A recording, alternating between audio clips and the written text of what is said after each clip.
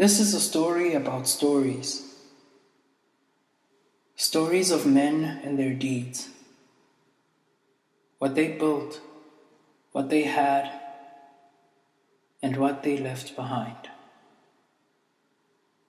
And I have heard some fascinating stories.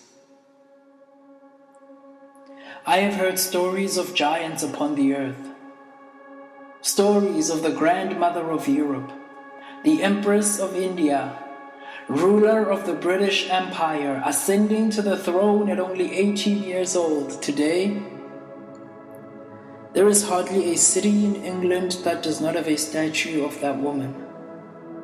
Her name lives on in cities and districts, in provinces and waterfalls throughout the world today.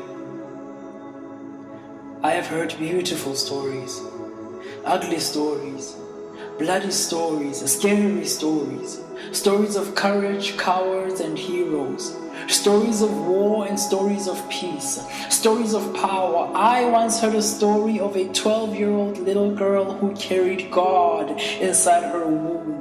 I have heard of men born in obscurity, without a single desperate drop of nobility in their veins, arise to rule the world. Mothers who birthed nations and carried kings inside their wombs. Stories of the paper and the pen against the battle of the gun. But to you, the history books, I say, here lies a mystery for you to unfold. A riddle in your mind and a thorn inside your soul. Because see, it terrifies me to think what must have gone into the making of a soul. Something so complex, so dynamic, so precious yet so powerful. But be not deceived, my friends. There are darknesses in life that have broken the souls of demons, let alone men. Powers that have cloaked the streets of history with blood. Anything can happen to anyone. Oh, but once in a beautiful while, from across the shores of time, from that yonder place where the souls of men forever long to be, once in a while from that place of forever, a man or a woman crosses over to our shores, destined to burn like flaming stars across the darkness of humanity, shining with the splendor of 10,000 passions. They are born, they live, and they die, but history will never forget their names. Men and women who could set kingdoms on fire with their words. Men and women who could speak as if the very throne room of heaven was exploding inside of their chests.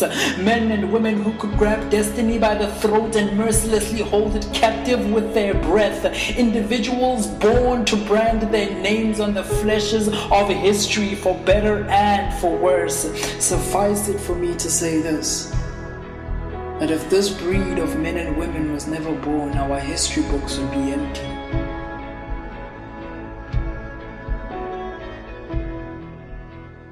But I've also heard other stories. Stories of the people, the masses, the nations of the world that have lived and died under the shadows of ruthless, powerful people. The countless grains of sand that litter the insignificant landscapes of our history. The generations of mankind that have been raped under the altars of power and greed. These are the most beautiful stories and the most painful stories. The untold ones from the dark side of the world,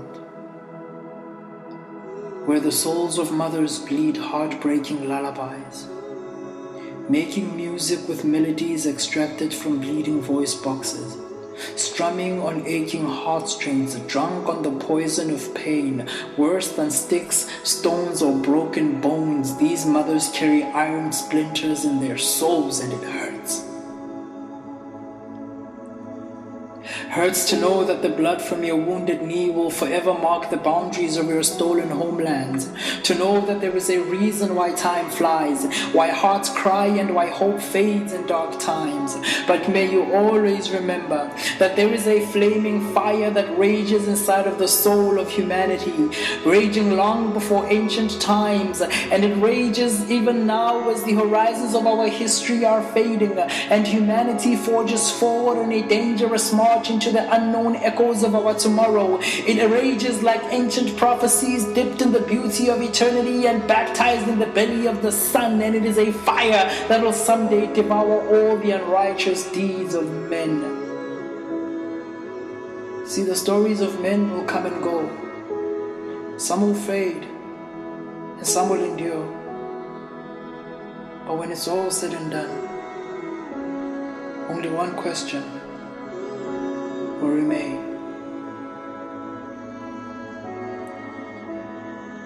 What will a man give in exchange for his own soul?